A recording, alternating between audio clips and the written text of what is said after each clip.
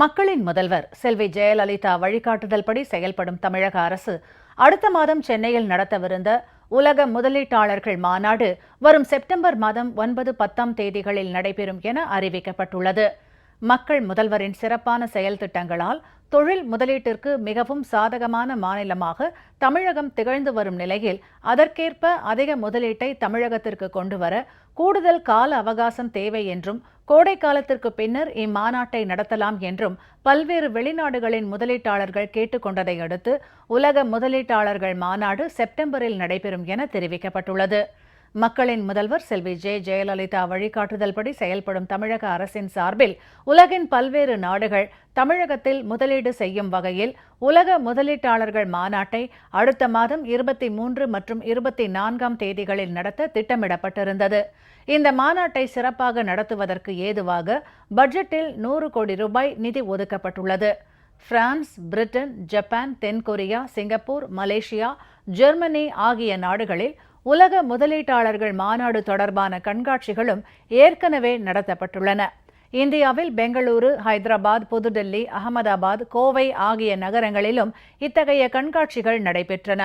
மேலும் சீனா, தாய்வான் ஆகிய நாடுகளிலும் உள்நாட்டில் புனே, மும்பை, கொல்கத்தா, சேலம், மதுரை, தூத்துக்குடி ஆகிய நகரங்களிலும் உலக முதலீட்டாளர்கள் மாநாடு குறித்த கண்காட்சிகளுக்கு திட்டமிடப்பட்டுள்ளது. எரிசக்தி அல்லாத துறைகளில் 53,000 கோடி ரூபாய் அளவுக்கும், எரிசக்தி துறையில் 23,000 கோடி ரூபாய் அளவுக்கும் ஆக மொத்தம் 76,000 கோடி ரூபாய்க்கான முதலீடுகள் இதுவரை இறுதி செய்யப்பட்டு புரிந்துணர்வு ஒப்பந்தங்கள் மேற்கொள்ளப்பட உள்ளன. மக்களின் முதல்வர் செல்வி ஜெயலலிதா வழிகாட்டுதல்படி தமிழகத்தில் நிலவும் உட்கட்டமைப்பு வசதிகளை அடுத்து தொழில் முதலீட்டிற்கு மிகவும் சாதகமான சூழல் நிலவுவதால் குறிப்பிடத்தக்க அளவுக்கு கூடுதல் முதலீடு செய்ய வெளிநாட்டு கண்காட்சிகளின் போது முதலீட்டாளர்கள் ஆர்வத்தை வெளிப்படுத்தினர். அதுபோன்ற முதலீட்டு திட்டங்களை இறுதி செய்வதற்கும் மேலும் அதிக அளவிலான முதலீட்டை தமிழகத்தில் மேற்கொள்வதற்கும் தங்களுக்கு கூடுதல் கால அவகாசம் தேவை என பல்வேறு வெளிநாட்டு முதலீட்டாளர்கள் தெரிவித்தனர்.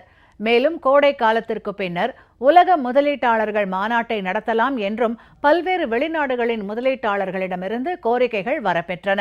தமிழகத்தில் முதலீடு செய்வதற்கான உத்தேச திட்டங்களை ஏராளமான முதலீட்டாளர்கள் ஏற்கனவே இறுதி செய்துவிட்ட நிலையில் அதற்கான ஒப்புதல் வழங்கப்படுவதுடன் மாநாட்டின் போது அதற்கான புரிந்துணர்வு ஒப்பந்தங்களை கையெழுத்திடுவதற்கு ஏதுவாக அந்த முதலீட்டாளர்களுக்கு தேவையான அரசாணைகளும் தற்போது வழங்கப்பட உள்ளதாக தமிழக அரசு வெளியிட்டுள்ள செய்திக்குறிப்பில் தெரிவிக்கப்பட்டுள்ளது.